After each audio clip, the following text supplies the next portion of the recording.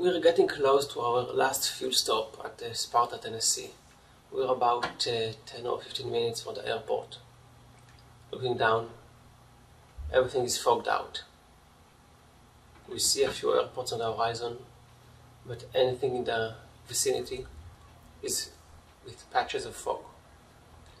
We know we have fuel for about 45 minutes after we get to Sparta, but we don't know if we're going to be able to land.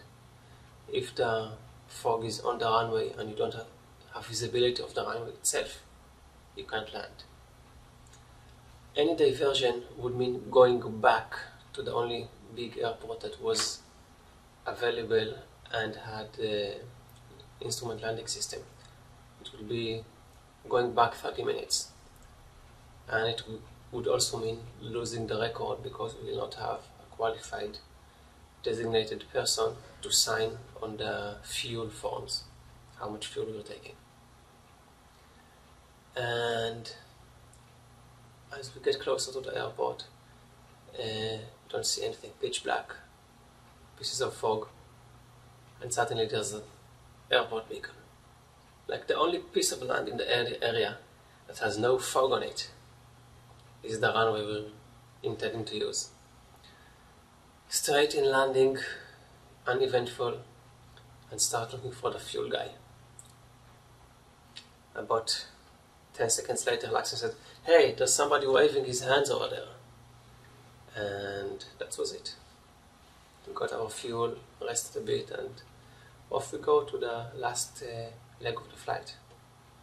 Probably the last 5 minutes. We were flying onto Kitty Hawk.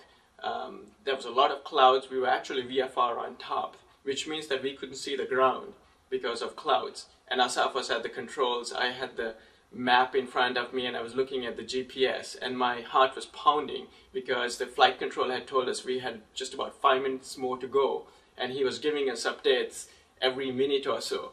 So when the time came and my map was matching with the GPS, my heart was completely pounding because I knew we were just about to break the record. Just then, air traffic control came up and Washington Center congratulated it on the fact that we were now over Kitty Hawk First Flight Airport, which was absolutely fantastic. At about 6 o'clock Pacific time the next morning, I called the controlling FAA facility in Washington, D.C. to find out if the aircraft and pilots had checked in. They had about an hour before, so I settled down to wait for the first phone call.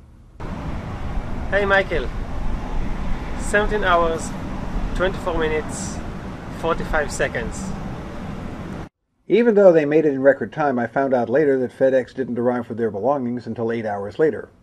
I guess if you want something delivered guaranteed overnight, have Asaf and Loxon fly it. One day later, they returned to Orange County as heroes. Their families and I eagerly awaited to greet them on the ground. But the dynamic duo was not quite ready to land.